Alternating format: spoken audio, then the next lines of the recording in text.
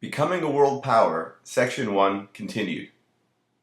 In this presentation, we will look at how America acquired Alaska and Hawaii. Remember to pause the video at any time so you can copy the notes. William Seward, the Secretary of State under Presidents Lincoln and Johnson, envisioned American expansion into Alaska, Canada, Mexico, Central America, the Caribbean, Iceland, Greenland, Hawaii, and other Pacific islands. But he realized only two small parts of this large vision.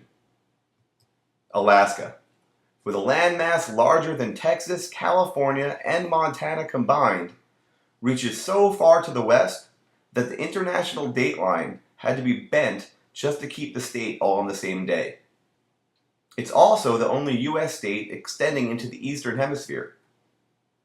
The United States knew nothing about this country they just purchased. How many people lived here? What kind of people were they? Were they civilized? Were they hostile? Would they be friendly to new settlers? Were they armed? And if so, how? Were there cities? Could the land be farmed?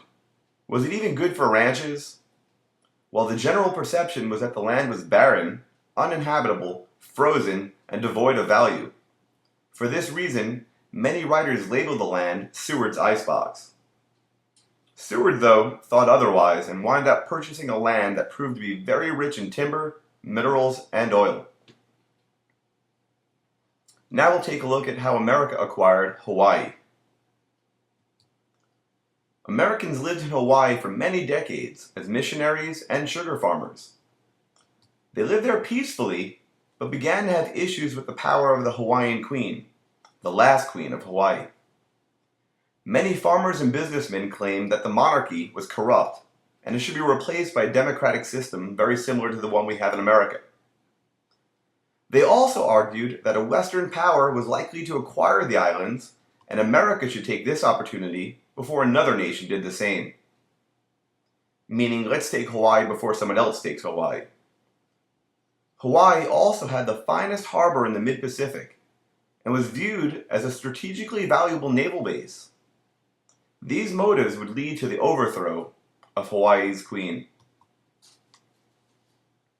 In 1893, a small group of sugar and pineapple growing businessmen, aided by the American minister to Hawaii and backed by heavily armed U.S. soldiers and Marines, deposed Hawaii's queen.